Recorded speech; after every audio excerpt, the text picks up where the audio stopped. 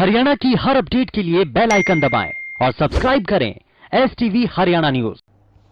Corona संक्रमण के इस गंभीर दौर के बीच प्रदेश में फसलों की खरीद शुरू हो गई है। इस खरीद से किसान खुश हो गए हैं, मगर आढ़तियों को सरकारी फसल खरीद नीति कुछ खास नहीं लगी, इसलिए वो अलग अलग तरीकों से सरकार का विरोध जता रहे हैं।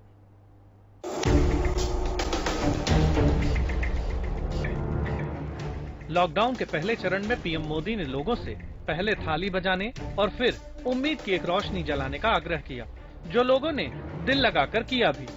लेकिन हिसार के उचाना में आढ़तियों ने विरोध जताने का एक अलग तरीका निकाल लिया है, जिसके जरिए वो सोच रहे हैं कि उनकी आवाज सरकार तक पहुंच जाए।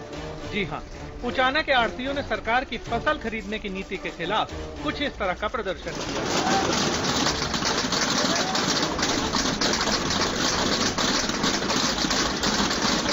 प्रदर्शन कर रहे ये आढ़ती मांग कर रहे हैं कि सरकार उनकी मांगों को मानते हुए गेहूं की खरीद की पुरानी नीति को ही अपनाए, और साथ ही उन्होंने सरकार को चेतावनी दी है कि मांगे नहीं मानी गई तो आढ़ती हड़ताल जारी रखेंगे। कर रहे हैं, सरकार जूं तक नहीं रहेगी, सरकार व्यापारी को कुछ सुनते नहीं है, लेकिन व्यापारी सरकार की रीढ़ की हड्डी होता है। अगर सरकार ने रीढ़ की हड्डी तोड़ने की कोशिश करी तो व्यापारी इस बात को बिल्कुल सहन नहीं करेंगे। आढ़तियों का ये कहना है कि सरकार की ये नीति सीधे तौर पर आढ़तियों के पेट पर सरकारी मार है और इसीलिए वो इसका विरोध कर रहे हैं। अनशन है, जब तक सरकार नहीं मानेगी, जब तक 15 शौकन का अनशन रहेगा।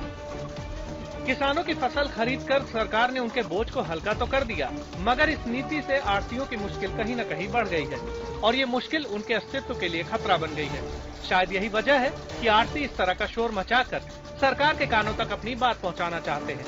हालांकि कोरोना संक्रमण के इस मुश्किल समय में सरकार आढ़तियों की बात कब तक सुनती है, ये देखना बेहद दिलचस्प होगा। Bureau report, Haryana news.